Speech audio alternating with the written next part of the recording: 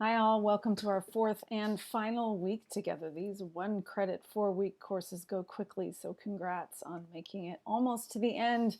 Make sure that you're caught up on everything that you need to turn in. You can access the grade book and see exactly where you stand in our course, and I will get your writing assignment back to you as quickly as I can.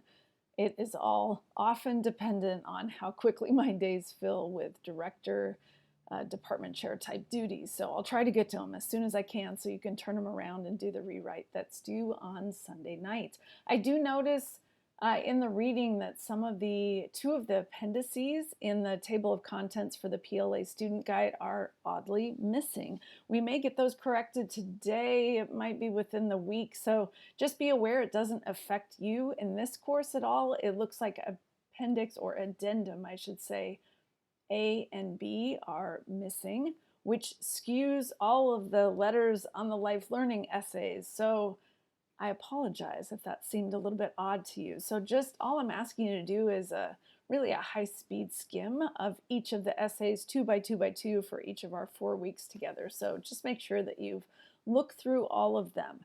The section that you want to pay the most attention to is that third section. That's where the learning outcomes are written for the student who's writing that essay. So for example, on let's see if that's the final essay. The final essay in here, it's the abstract concepts and generalizations. In this essay, it starts on page 7, and you'll notice that they're underlined. This student has made the repetition of the phrase simply, I learned, I learned, I learned. That's one approach. So I know some of you are kind of struggling with what's the best way to word this?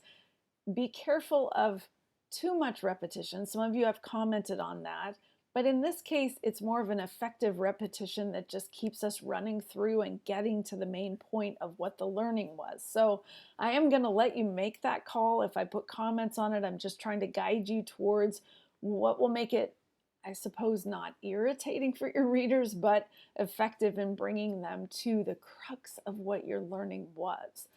What I also want you to pay attention to are your verbs that you used. So beyond the I learned, what you actually learned, the language there has to be very specific and precise. If you don't choose to do the repetition of the I learned, which is not always the best way to do it when, unlike the essay writers, you have your learning outcomes right there in a row, so it actually might look a little bit more repetitive. Make sure that you notice on the PLA student site, so that link is at the top of our Foxtail site, notice the Bloom's Taxonomy Action Verb List. I've mentioned this to a couple of you.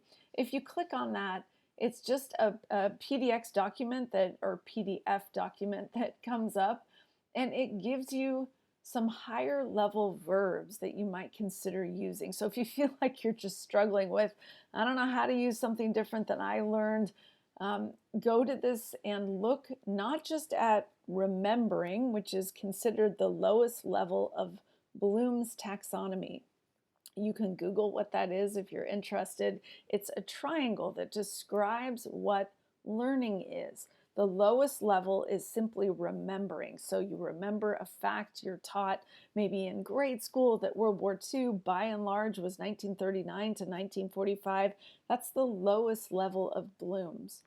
In our courses and at the university level, we're shooting for the higher levels of Bloom's, and in our courses in the SPS program, we're actually shooting for that upper quadrant in every course that we teach. And the highest one is about creating. So that's about taking new content, coupling it with old content, which would simply be your life experiences, and coming up with something new.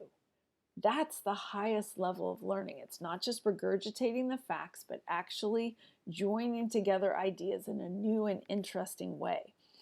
What you get on this verb list are different verbs that can be used to express that level of learning. So if your submission demonstrates verbs or demonstrates learning that happens on the lowest level of Bloom's, that can be okay. You can still earn university level credit. It's probably going to be lower than it will be if you're able to demonstrate that you've been analyzing and evaluating and creating based on what you learned.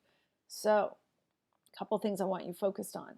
Number one, those learning outcomes are just critical. As you can tell already, they're not long, but they're very precise in how they're worded. So the reason I've had you reading through all of the sample essays is to see the various ways that it can be done and to really think through for yourself, what is the most effective approach? What I hope you see in this course is curious is that it's not about length at all. In fact, it's about brevity and precision of language. So the more precise you can be, the more likely your reader will be to understand the level and the breadth, as I said before, of your learning. Next, the application. Be careful that that last section doesn't get sort of written off as some kind of a conclusion or just, something to tack on at the end. It actually is very critical. How you're able to apply your learning demonstrates how deeply your learning has become a part of who you are. So those two sections are hands down the most critical. And your reader is probably going to assess your submission fairly quickly. So they're not going to sit and ponder it or rest on it for a week and think about it. They're probably going to read it in about 10 minutes if you're lucky and move very quickly through it and assess it with the number of credits that you get. So they're doing it quickly because they have a lot of experience in this area, and so we're paying them and revering them for their experience. But that means that your punctuation has to be precise so that you don't inadvertently send them in a direction that you didn't intend to. Your language has to be precise. Your ordering of your details and how you keep everything grammatically parallel. And what I mean by that, that should go for all writing that you do in any situation. Anytime you have a list, whether it's bullets or numbers or a list within a single sentence, it needs to be grammatically parallel. So for example, if you start with an ing verb, learning, you're going to want to have ing verbs at the beginning of every item in your list. What it does when it's grammatically parallel is it makes it easy on your readers to just read it, get your meaning, and move on. Give you an answer, add to what you're trying to say, whatever the case might be, whether it's at work, in an academic paper, or in these submissions. Blessings on your week. I hope you get a minute to at least look outside, if not step outside, because oh my goodness, the smoke is gone in a big way and it just looks beautiful out there. So hope you can enjoy this oddly warmer weather for what will be the first week of October very soon. God bless. Let me know if you have questions.